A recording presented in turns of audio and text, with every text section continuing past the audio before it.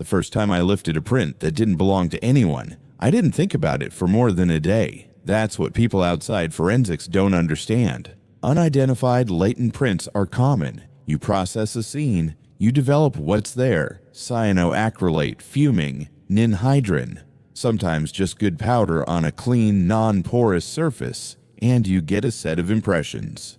Some match known individuals: the victim, the spouse, the first officer on scene who touched the door frame without gloves. Some go into AFIS and come back with a candidate, and some go into AFIS and come back with nothing. No match, no candidate, unknown contributor. You document it, you flag it, and you move on to the next case. In a city the size of ours, mid-sized, Midwestern, the kind of place people describe by what it's near rather than what it is, there's always a next case. My name is Nora Feld. I've been a latent print examiner for the County Crime Lab for 11 years. I'm board certified. I've testified in court over 40 times. I say this not because it matters to you, but because it matters to what I'm about to describe. I need you to understand that I know what I'm looking at when I look at a fingerprint.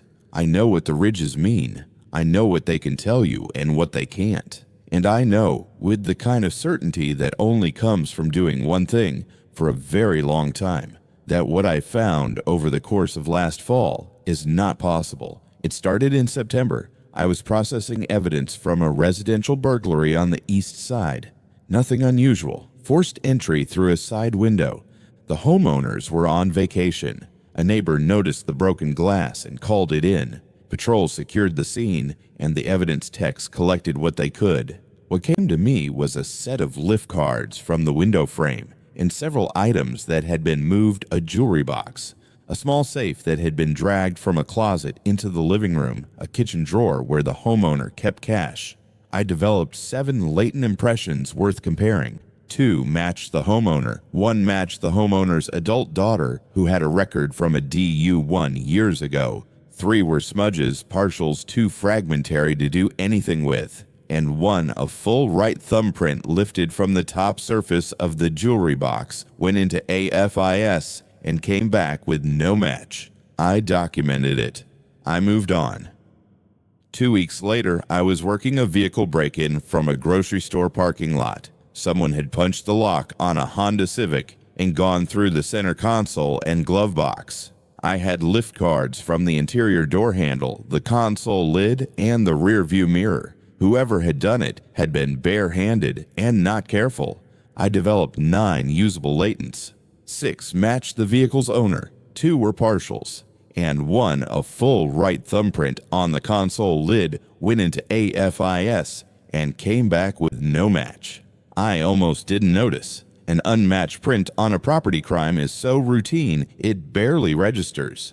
But I was finishing my notes on the vehicle case while the burglary file was still on my desk, and something made me stop. I pulled the burglary lift card back out of the folder and put it on the comparison microscope next to the vehicle print. They were the same thumb. I don't mean similar, I mean the same. Ridge flow, core pattern, delta position, minutia, every single detail point I could identify was consistent. This was the same right thumb on a jewelry box in a house on the east side and on a console lid in a car 8 miles away, 2 weeks apart. I ran both through AFIS again. No match to any 10-print record in the state or federal database. I ran them through the unsolved latent file. Nothing. Whoever this thumb belonged to had never been printed, not for a crime, not for a job, not for a background check, not for military service. In the modern database environment, that is unusual, but not impossible. There are people who have simply never entered the system. I flagged both cases as potentially linked by an unknown contributor and sent a memo to the detective assigned to the burglary. His name was Volkov. He said he'd look into it. I didn't hear back. By early October, I had found the print a 3rd time. This one came from a different kind of scene entirely. A woman on the south side had reported a stalking complaint. Someone had been entering her apartment while she was at work. Nothing was taken, nothing was broken, but things were moved. A coffee cup turned so the handle faced the other way. a pillow on the couch repositioned, a bathroom towel refolded. The responding officer took her seriously enough to request evidence processing, and the evidence techs dusted her apartment. What came to me was a set of lift cards from the kitchen counter, the bathroom mirror, and the interior side of her front door. The right thumbprint was on the front door, the same right thumb, the same ridge architecture, same minutia sequence, same everything. I sat at my workstation and looked at it for a long time. 3 scenes, 3 different locations, 3 different crime types, 1 unknown person leaving 1 consistent print, touching 1 surface in each scene, and apparently nothing else. No other latents from this contributor in any of the 3 cases. Just the right thumb, once, each time, placed on a surface that would be found during routine processing. I need to explain something about fingerprints that most people don't think about.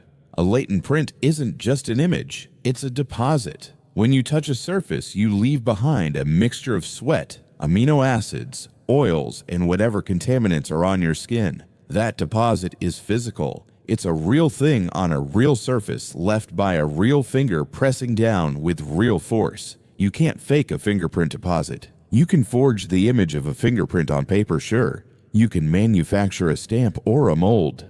But the actual chemistry of a genuine latent impression, the way the residue sits in the ridges, the way it responds to development reagents, the diffusion pattern of the amino acids, is extremely difficult to simulate. I process real prints every day. These were real prints. Someone's actual thumb pressed against these surfaces left these marks. 3 times, 3 scenes, no identity. I brought it to my supervisor, Gwen Park.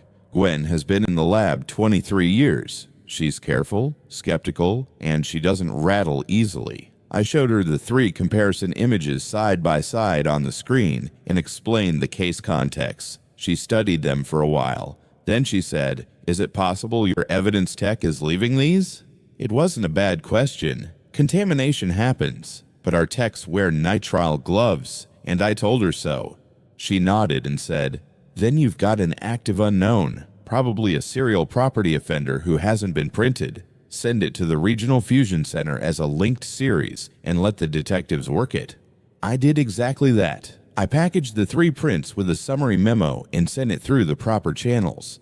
And I tried to treat it as what Gwen said it was, an active unknown. But I kept processing cases through October, and the thumb kept appearing. A car prowl in a strip mall parking lot. 1 right thumbprint on the passenger side window frame, interior surface. A residential burglary where the back door was found standing open, nothing obviously missing. 1 right thumbprint on the hallway light switch. A vandalism case at a middle school where someone had entered the building over a weekend and rearranged every desk in 3 classrooms into concentric circles. 1 right thumbprint on the teacher's desk in the center classroom. Each time the print was found among others that could be accounted for the owner, the tenant, known associates, the responding officer. Each time the unknown print was the right thumb, a single impression on 1 surface. Each time AFIS returned nothing. By the end of October, I had documented 9 cases with the same unknown thumbprint. 9 scenes spanning the entire county, different neighborhoods, different crime types, different dates. The only thing that connected them was this single print. And then something changed. On November 2nd, I received evidence from a case that was not a property crime. A woman named Dana Reeves had been found dead in her apartment on West Carroll Street. She was 41 years old. She lived alone. Cause of death was asphyxiation. The medical examiner determined she had been strangled with a ligature, something flat and soft, like a scarf or a cloth belt. There were no signs of forced entry, no signs of a struggle beyond the immediate area where she was found, which was her bedroom. Her front door was locked from inside with a chain latch. Her windows were all closed and locked. The evidence techs processed the apartment thoroughly, and the detective on the case, a woman named Lena Marsh, requested expedited analysis on all latent impressions. I worked the case over 2 days. I developed 43 usable latent impressions from across the apartment. 37 matched Dana Reeves. 3 matched her ex-husband who had a record. 2 matched a friend who was quickly identified through elimination prints. And 1, a full right thumbprint developed on the wooden headboard of her bed, was the unknown. I called Lena Marsh immediately. Lena came to the lab that afternoon. She was in her late 30s, direct in a way that felt earned rather than performed, and she sat across from me at my workstation and listened to the full summary without interrupting. 9 property crime scenes, 1 homicide scene, same unknown right thumbprint, same ridge detail, same minutia, same contributor, no match in any database. When I finished, she sat quietly for a moment. Then she asked, "How sure are you?" I told her I was certain. This was not similar. This was not consistent with. This was identification. The same finger. She said, "Show me." I showed her. Not just the images, but the comparison process. I walked her through the identification methodology, the 3 levels of ridge detail, the specific minutia points I was using, the ACE-V process, analysis, comparison, evaluation, verification. She didn't understand all of it, but she understood that I was showing her something rigorous, not a hunch. When we were done, she leaned back and said, "So someone who has never been fingerprinted in their life committed a string of property crimes across the county and then murdered a woman in a locked apartment?" I said yes. That appeared to be what the evidence showed. She said, "How did they get in?" I said I didn't know. That was her side of the investigation. Lena took the case seriously. Over the next week, she pulled every report from the 9 property crime scenes and re-interviewed the responding officers and victims. She looked for surveillance footage near the scenes. She requested additional evidence processing where possible. She worked it the way you work a real linked series with a violent escalation. And she kept me in the loop, which is unusual. Detectives don't normally update lab analysts on investigative progress, but Lena treated me like a partner on this, and what she was finding or not finding was troubling enough that I think she needed someone to think it through with. There was no surveillance footage of anyone entering or leaving any of the 9 property crime scenes during the estimated time windows, not because there were no cameras, but because in 4 cases where cameras were present, the footage showed no one. The front door of one burglarized home had a Ring doorbell camera. During the 8-hour window when the break-in likely occurred, the camera recorded nothing except a FedEx delivery at 2:15 p.m. No one else approached the door. No one approached any other entry point within the camera's field of view, yet someone had been inside the house and left a thumbprint on the kitchen counter.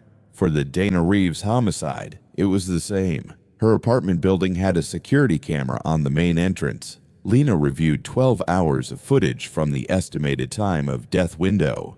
Every person who entered or exited the building during that period was identified as a resident. No one unaccounted for went in. No one unaccounted for came out. But someone had been inside Dana's locked apartment and pressed their thumb against her headboard while she was being killed. Lena told me this in my lab on a Wednesday evening in mid-November. She was sitting on the stool across from me, and she looked tired in a way that wasn't about sleep. "I'm going to ask you something," she said, "and I want you to answer honestly." I said, "Okay. Is there any way at all that these prints are not real?"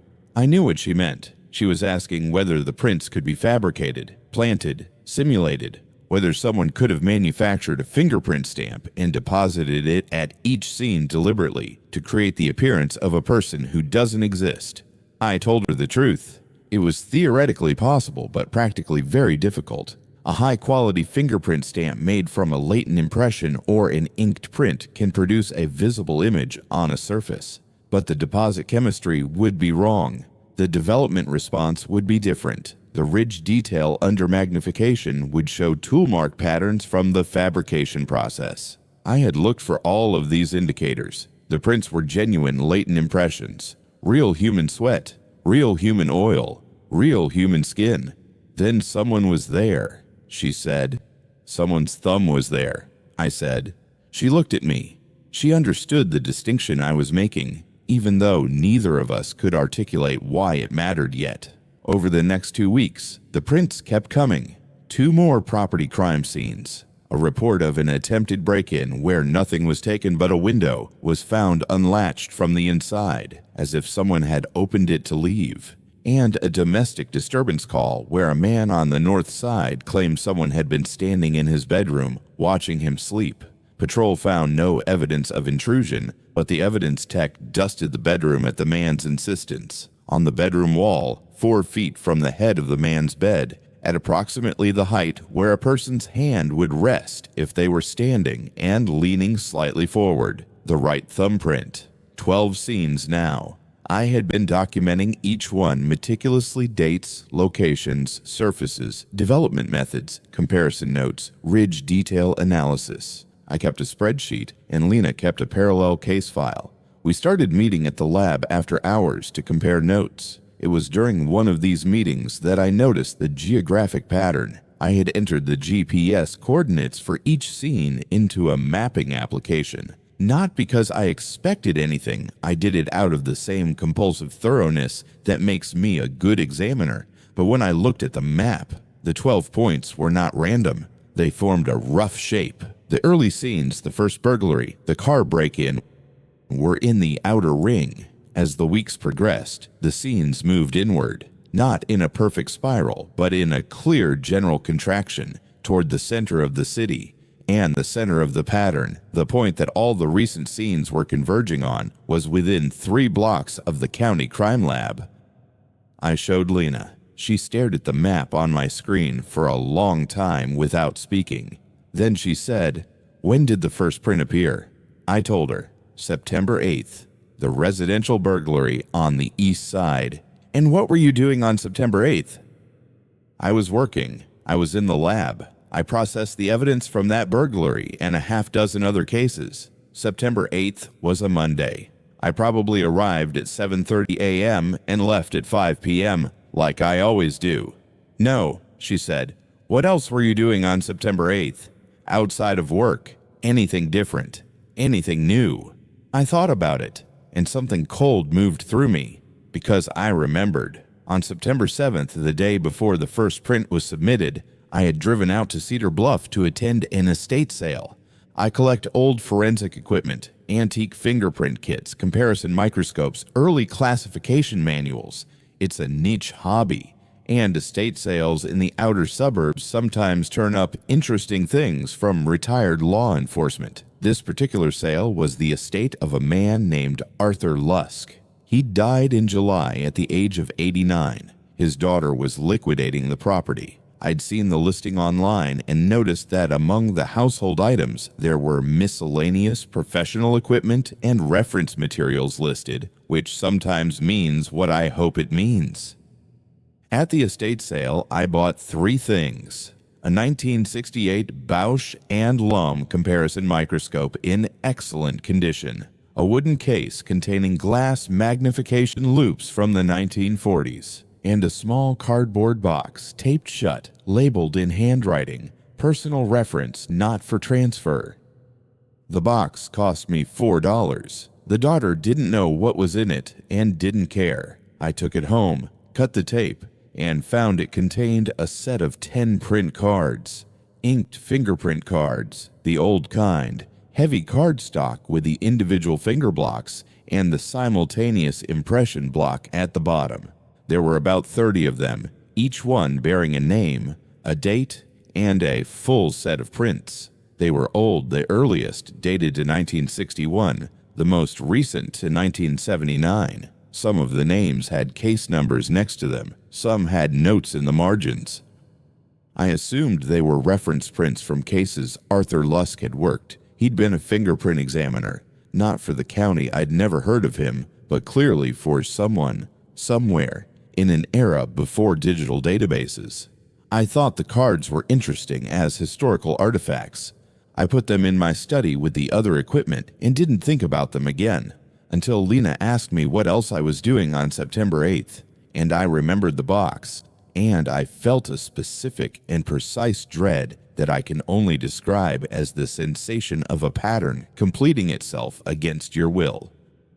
I told Lena about the cards. She didn't react the way I expected. She didn't dismiss it or look uncomfortable. She leaned forward and said, "Can I see them?"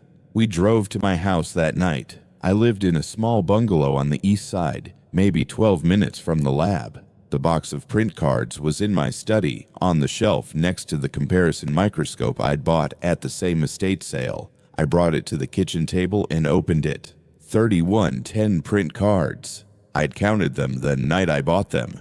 I spread them out on the table and Lena and I went through them one by one. Each card had a name, a date, and a complete set of inked impressions, all 10 fingers, rolled and flat. The names meant nothing to me. William Dressler, June Kavanaugh, Paul Oshiro, Margaret Fenn, names from another era. "Which one?" Lena said. I knew what she meant. I picked up the magnification loupe from the wooden case, the one I'd bought at the same estate sale, and began comparing the right thumb impression on each card to the latent print image I'd brought with me on my laptop. It took me 20 minutes. The 7th card, the name on the card was Maren Elise Kessler. The date was April 12, 1974. The right thumb impression on the card was the same thumb. The same ridge architecture, the same minutia, the same identification I had made 12 times from 12 crime scenes. I looked at the card, Maren Elise Kessler, inked April 12, 1974. In the margin, in Arthur Lusk's handwriting, there was a single notation, non-responsive, collected post. Lena read the notation over my shoulder and said, "Collected post what?" I said I thought it meant post-mortem. The prints had been collected after death. Maren Elise Kessler had been printed by Arthur Lusk after she died in 1974. We both stood in my kitchen and let that settle. A woman who had been dead for 50 years was leaving her thumbprint at crime scenes across the county. Not a copy of her print, not a simulation. Her actual physical deposit, real sweat, real oil, real skin contact on surfaces inside buildings and vehicles she could not have entered because she did not exist. Or, and this is the version I tried to hold on to, someone had somehow obtained Maren Kessler's print, manufactured a perfect replica that could fool chemical development, and was deliberately planting it at scenes across the county for reasons I could not imagine.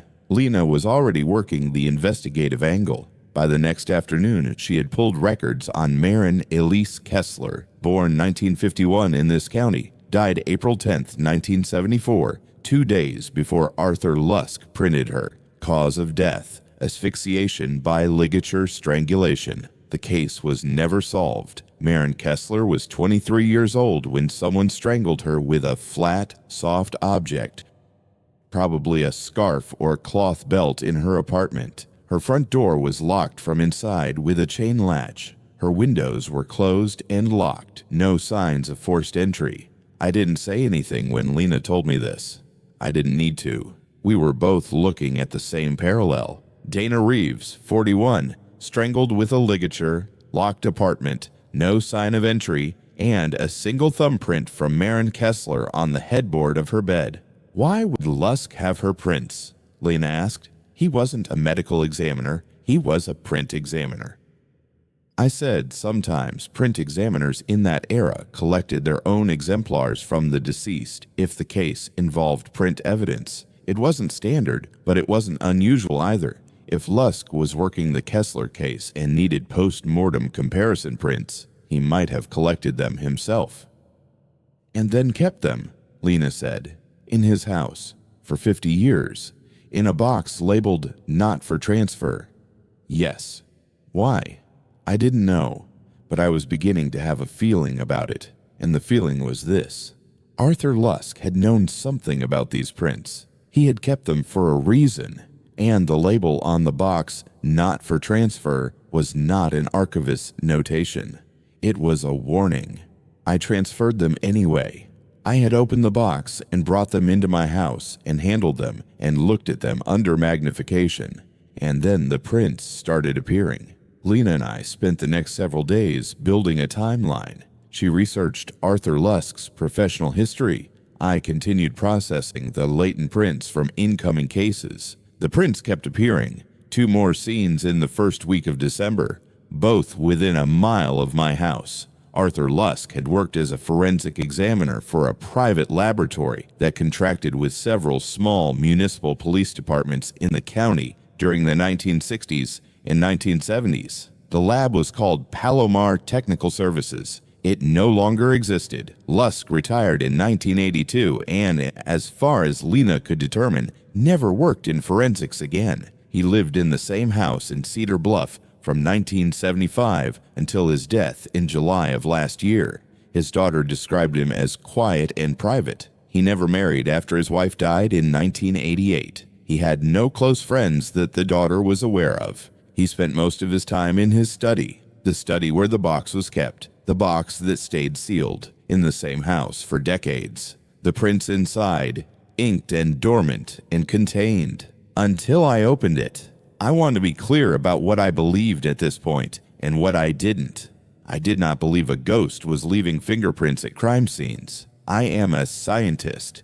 I have spent my career working with physical evidence. I believe in deposits and surfaces and chemistry and ridge detail. But I also could not reconcile what I was observing with any explanation that preserved the framework I trusted. The prints were real. The contributor had been dead for 50 years. And the scenes where the prints appeared were converging on my location.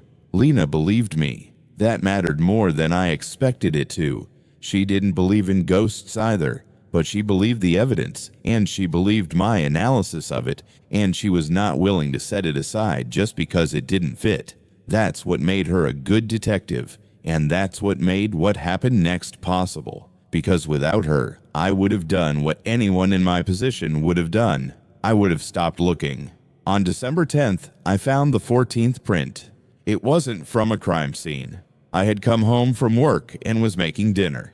I set a glass of water on my kitchen counter, and when I picked it up, there was a mark underneath it. Not from the glass. The glass had been sitting on top of it. I recognized the development pattern even before I processed it.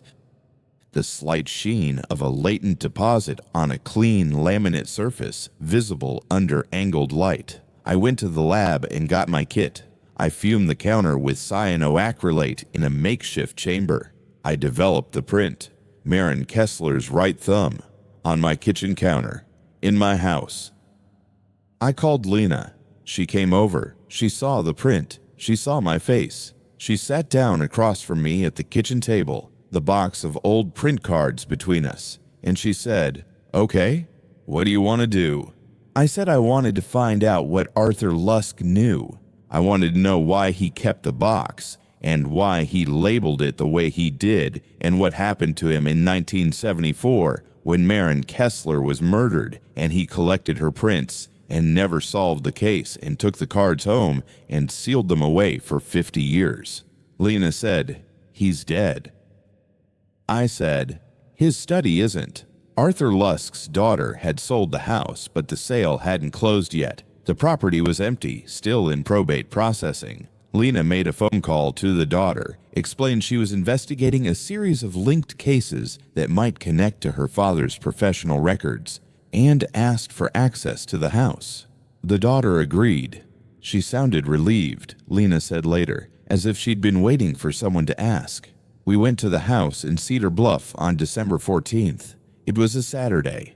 Cold, gray, the kind of overcast Midwestern day where the light never quite arrives. The house was a single-story ranch on a quiet street, set back from the road behind a brown lawn. The daughter had left the key under a ceramic frog on the porch. The air inside was stale and cold. The heat had been turned off. The study was in the back. A small room with built-in bookshelves on 3 walls and a desk facing the window. Most of the contents had been removed during the estate sale, but the shelves still held items that hadn't sold: a few old textbooks, some binders, a broken desk lamp, and in the bottom of the closet, behind a stack of empty file folders, there was a second box. This one was larger than the first. It was a document storage box, the kind you'd buy at an office supply store, with a lid. It was not taped. On the lid, in the same handwriting, Lusk had written, Kessler personal file.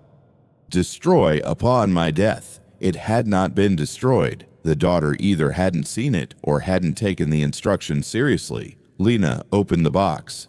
Inside was a folder containing Arthur Lusk's personal file on the Maren Kessler case. The file was extensive. Lusk had not simply worked the case, he had been consumed by it. There were his official examination notes, copies of the case file he'd apparently retained from Palomar Technical Services, hand-drawn diagrams of the crime scene, and pages of personal notes written in a small, precise hand. Some were dated, some weren't.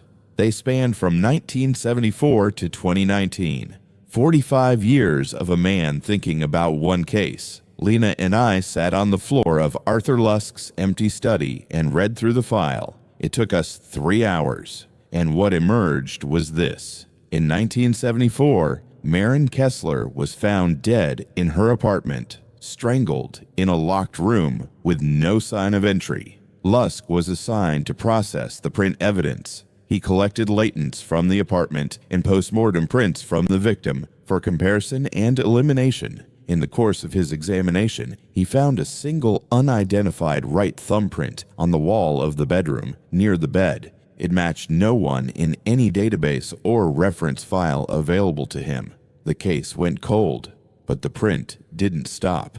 Over the following months, Lusk found the same right thumbprint at other scenes he processed: a burglary, a vandalism, a car break-in, one impression at each scene. Always the right thumb. Always a surface that would be routinely processed. Always no match. He documented each occurrence in his personal file. By the end of 1974, he had found the print at 6 scenes. He recognized it, of course. It was the unknown from the Kessler apartment. He ran comparisons each time and confirmed it.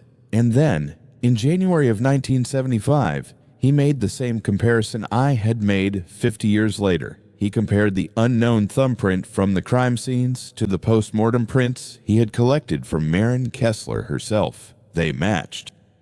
The prints appearing at crime scenes around the county belonged to the murder victim, the woman who was dead, whose prints he had collected from her body. Lusk's personal notes from this period were the most revealing. He was not a superstitious man. He described himself in one entry as a rationalist by training and by temperament. But he could not explain what he was seeing, and he could not ignore it, and he could not tell anyone. He wrote, "Who would I report this to? My supervisor would question my competence. The detective would think I was losing my mind. And yet the evidence is the evidence. The ridge detail is unambiguous. I have verified it against the post-mortem exemplar 17 times. It is her thumb." By mid-1975, Lusk had found the print at 14 scenes. And, like mine, the scenes were converging. Not on the crime lab. Palomar Technical Services was across town, but on Lusk's home, his personal residence, the place where he kept the post-mortem print cards. He wrote, "I believe the prints are orienting toward the cards, toward the record of her, as if the act of recording her created a connection, and the connection is tightening." In March of 1975, he found a print inside his house, on the kitchen wall.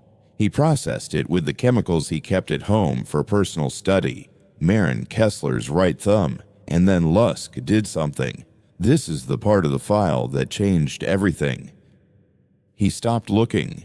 He sealed the post-mortem print cards in the cardboard box. He taped it shut. He labeled it, "Not for transfer."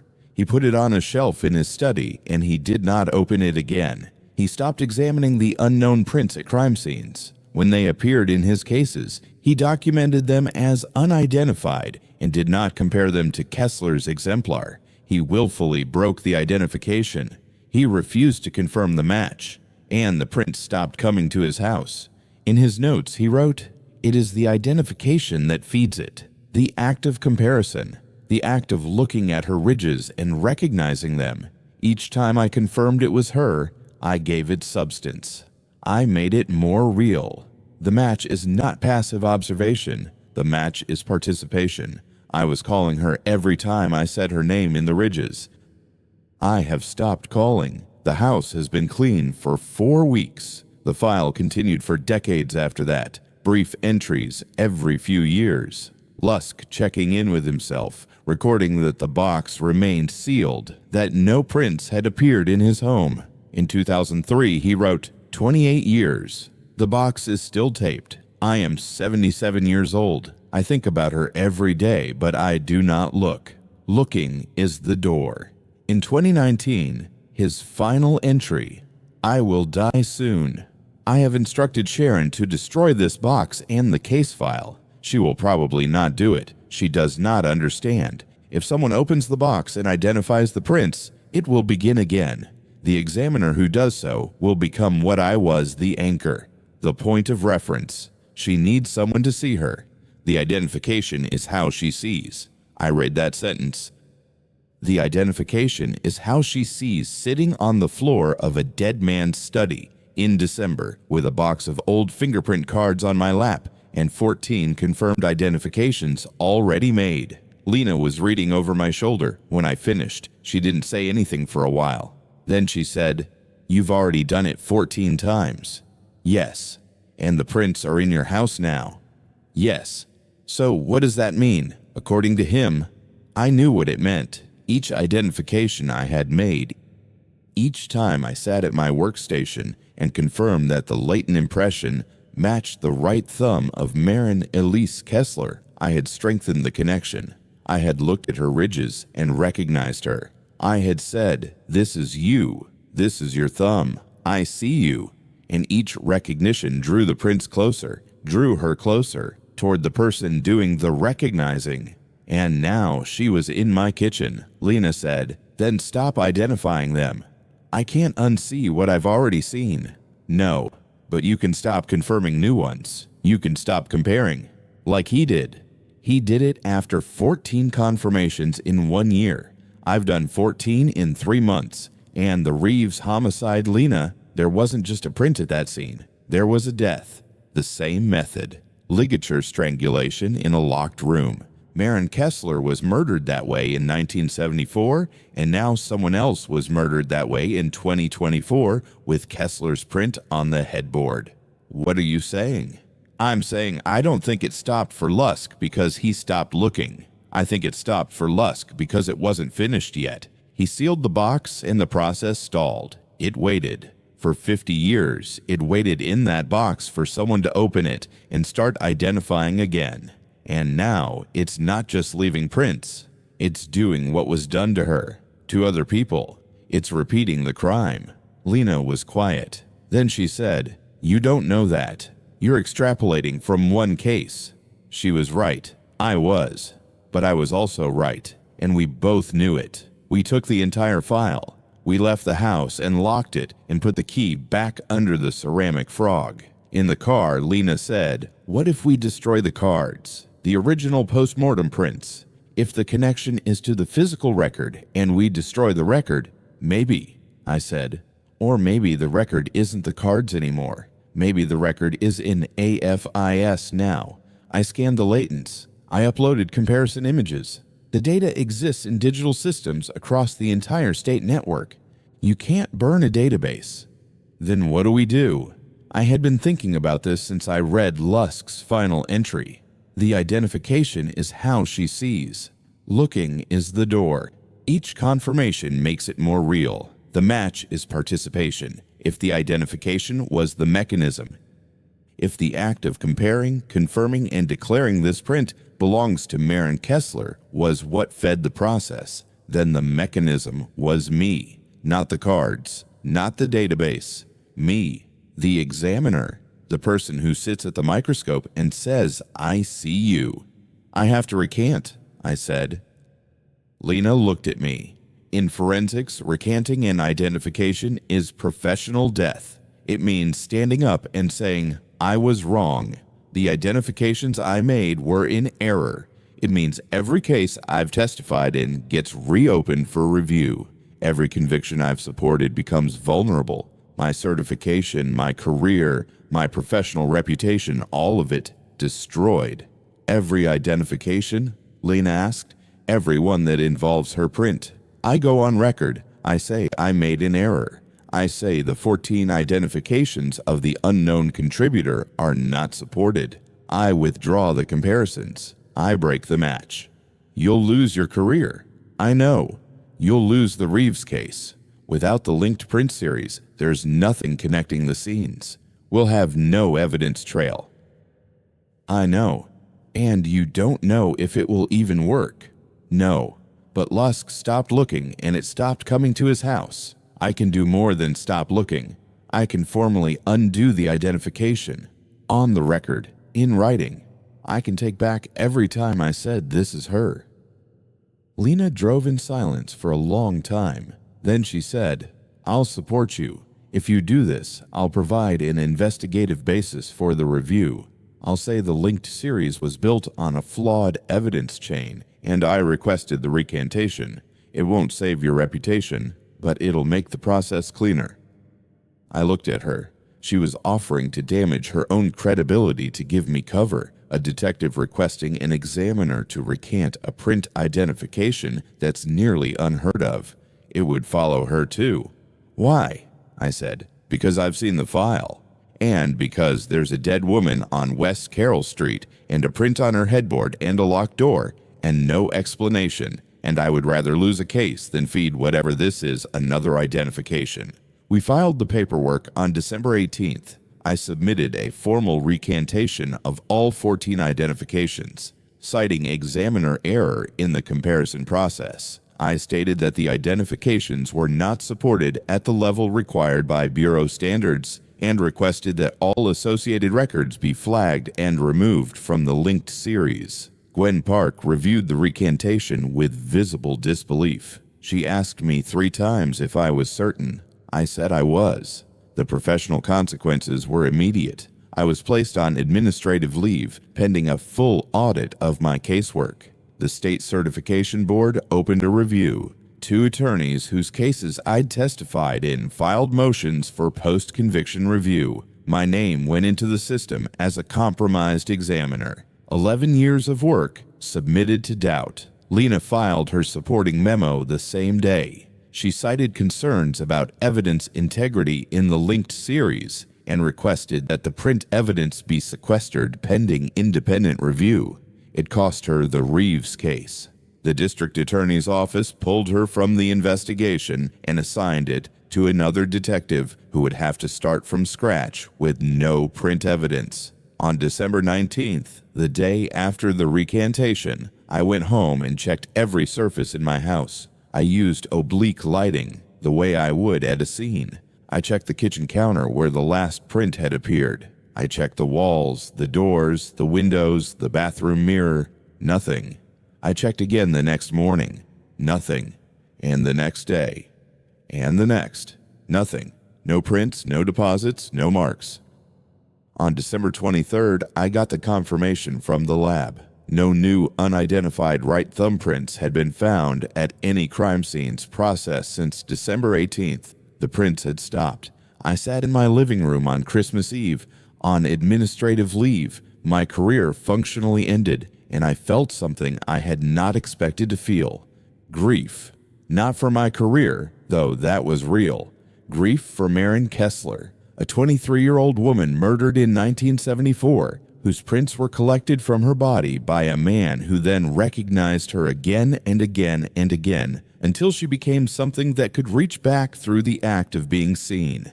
And now I had unseen her. I had taken back the recognition. I had said formally and officially, I do not identify you. I do not confirm you.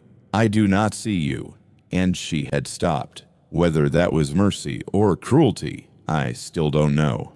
Lena came over that evening. She brought Thai food and a bottle of wine, and we sat in my kitchen, the same counter where the last print had appeared, and we talked about what we'd done and what we'd lost and what it meant. She told me she'd requested a transfer to cold cases, where the political fallout from the Reeves case withdrawal would be less visible. I told her I was considering whether to fight the certification review or let it go. What would you do? She asked. If I fight it, I have to explain why I recanted, and the real explanation is something I can't say in a formal proceeding. So you let it go. I let it go. I find something else to do. She nodded. Then she said, "There's one thing that's been bothering me." "Just one?" Lusk sealed the box in 1975. The prints stopped appearing at his house, and nothing happened for 50 years. No new prints at crime scenes, no new deaths. The process was dormant. Then you opened the box, and it started again. Right. But Lusk's note says he instructed his daughter to destroy the box. He expected someone might open it. He expected the process might restart, which means he believed the box itself was the dormant form. The prints on the cards, sealed away, were like a seed. Waiting. Okay. You recanted the identifications. The prints stopped, but the cards still exist. The physical post-mortem prints are still on those cards in evidence storage, and the digital scans are in the system. You withdrew the identification, but the data is still there. The ridge detail is still recorded. It's still her, in a record, waiting for someone to look at it and recognize it. I didn't say anything. What happens when the certification board audits your cases? They're going to pull those prints. They're going to have an independent examiner review them to determine whether your original identification was correct or whether the recantation was justified. Someone else is going to sit down at a comparison microscope and look at Maren Kessler's ridge detail and make a determination. I felt it then. The same cold precision I'd felt in my kitchen in November. The pattern completing itself. If they confirm your original identification was correct, if they say you were right and the recantation was the error, then the identification is restored, officially, on the record, by someone new. And the new examiner becomes the anchor, I said. And it starts again, with them. We sat with that. The house was quiet. Outside, it had started to snow, the first real snow of the season, and the streetlight on the corner turned the falling flakes into something that looked almost like static. I have to get the cards, I said. Before the audit, I have to destroy the physical exemplars. That's destruction of evidence. That's a felony. I know. You'll go to prison. Maybe. Nora. What's the alternative? I let the audit proceed. An independent examiner confirms the identification, and someone else starts finding Maren Kessler's thumbprint at crime scenes. Someone who doesn't know what it means. Someone who won't have Lusk's file to warn them. And meanwhile, there's already been one death that mirrors the original murder. If the process restarts with a new examiner, what happens next? How many more locked rooms? How many more ligature marks?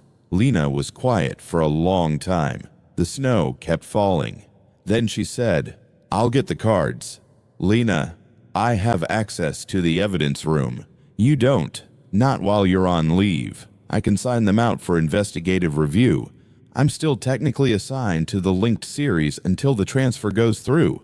I sign them out, and then they're lost. Misfiled. It happens.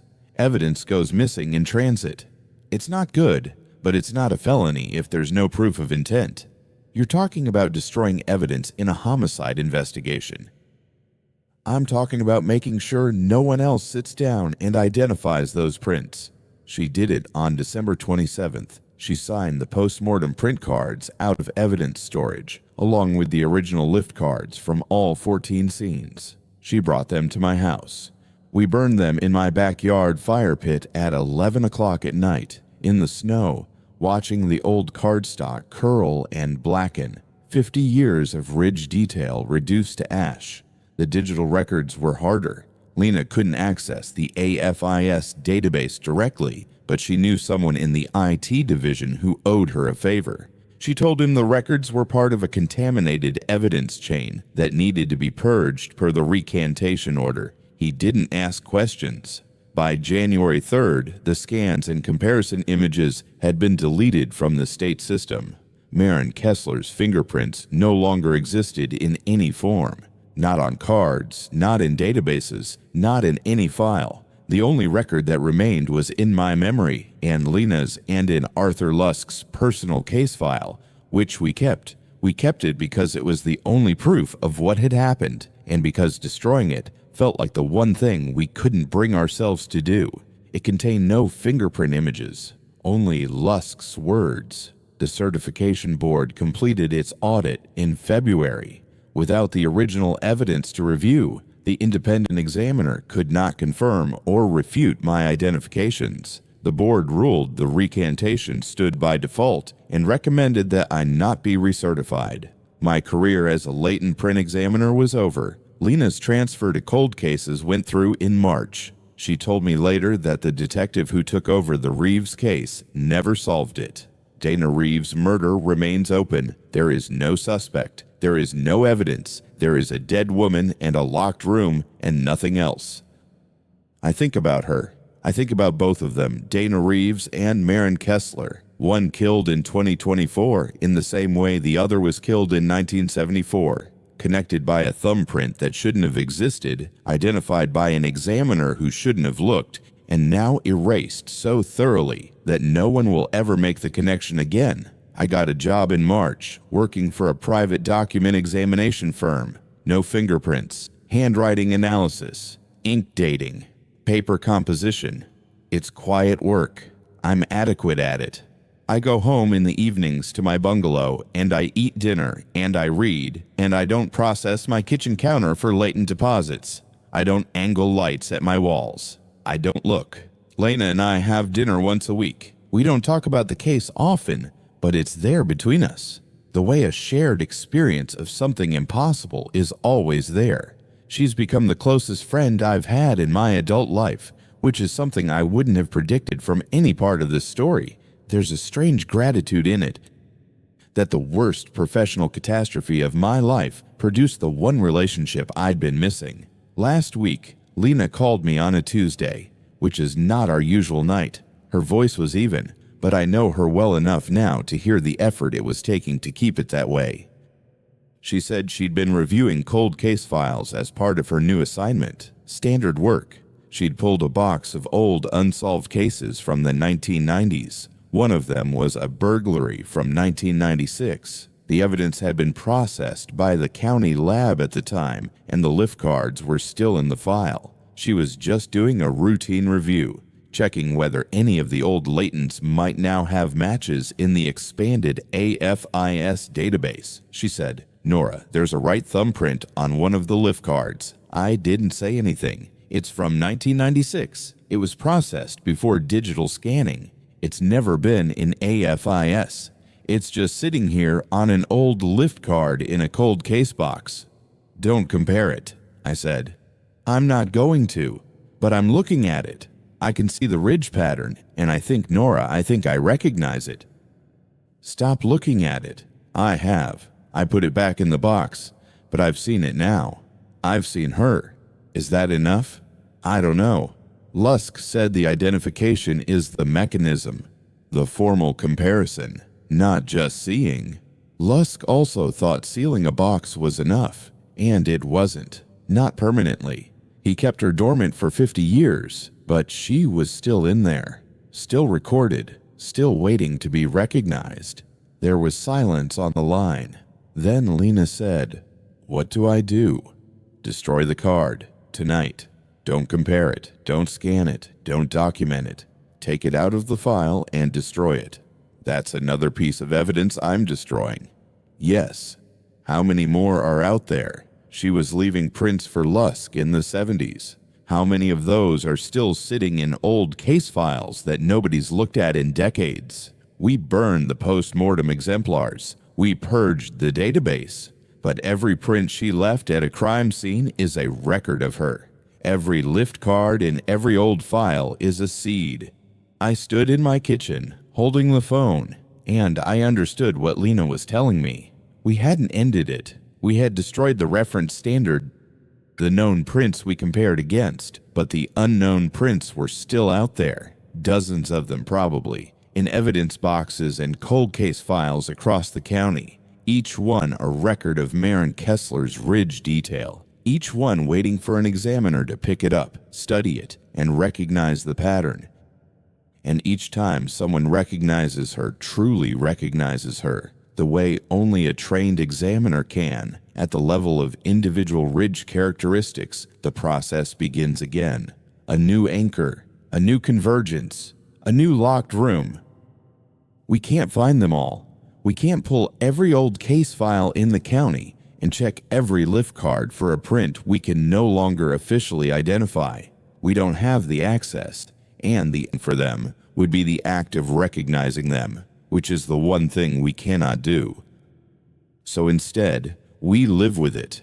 We know she's out there distributed across decades of evidence storage, in boxes no one has opened in years, in files assigned to cases that will never be solved. She exists in fragments, partial, dormant, waiting for the next person who is good enough at their job to look at an old fingerprint and see her in it. Lena destroyed the card from the 1996 case. She called me afterward and said it was done. I asked if she was okay. She said she was. Then she said, "Nora, I need to ask you something, and I need you to be honest." Okay, when you look at a fingerprint now, any fingerprint, even in your new job, do you see her? I thought about it. I owed her honesty.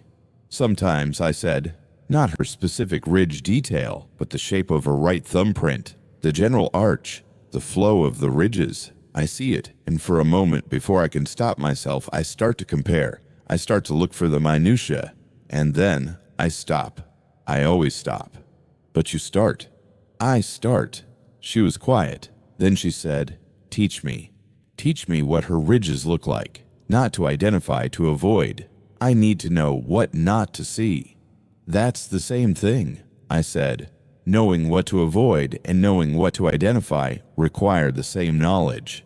If I teach you her ridge detail, you'll carry it. Every print you see, you'll be checking it against the pattern in your memory. That's comparison. That's recognition. That's the door. Then what do? We don't look. We accept that we can't control what some other examiner finds in some other file 20 years from now. We've done what we can. We destroyed what we could reach. And we stop. And if it starts again, then someone else will have to figure out what we figured out. And they'll have to decide what we decided. And they'll have to pay what we paid. That's not an answer." "No," I said, "it isn't. I still work at the document examination firm. I still live in the bungalow on the east side. I still have dinner with Lena on Thursday nights. I have not found any prints in my house since the recantation. The professional world has moved on for my case. I am a cautionary tale in forensic circles, now an examiner who recanted her own identifications and destroyed her career over what most people assume was a mental health crisis or a crisis of confidence. I don't correct them. The truth is not something that can be said in a professional context and believed. But I carry it. I carry the knowledge of what a fingerprint really is, not just a deposit, not just evidence, not just ridge detail on a surface. A fingerprint is a record of contact, proof that a specific person touched a specific place. And when that person is gone and the record remains, the record becomes the last surviving form of the contact, the last proof that they were here, that they were real, that their skin had a unique architecture that no one else in the history of the species has ever shared. And if someone looks at that record and says, "I see you, I know this is you, I identify you," they are not just reading evidence, they are answering. They are completing a circuit that begins with a dead woman's thumb on a surface and ends with a living person's recognition. And in that circuit, in that moment of identification, something crosses over. Something that should not be able to move, moves. Something that should not be able to reach, reaches.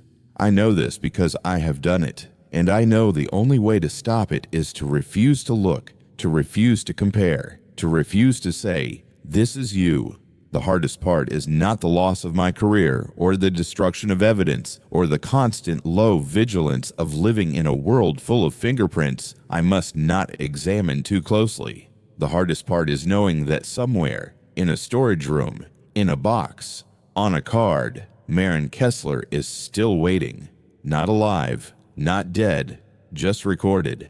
Just a pattern of ridges on a surface, carrying the shape of a hand that hasn't existed in 50 years, patient beyond anything I can comprehend, waiting for the next person who is skilled enough and careful enough and dedicated enough to their work to pick up that card, study those ridges, and recognize her.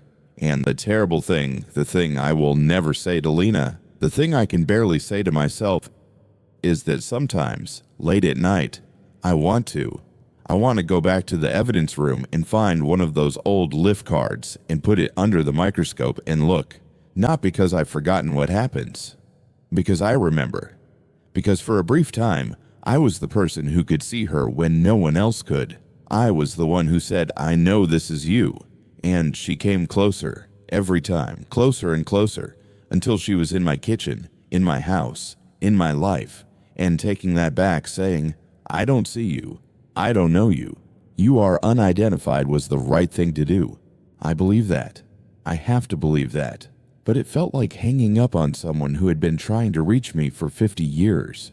And I don't know if what answered my recognition was the ghost of a murdered woman or some pattern in the physical world that we don't have language for yet, or something that exists only in the interaction between a print and an examiner's trained eye.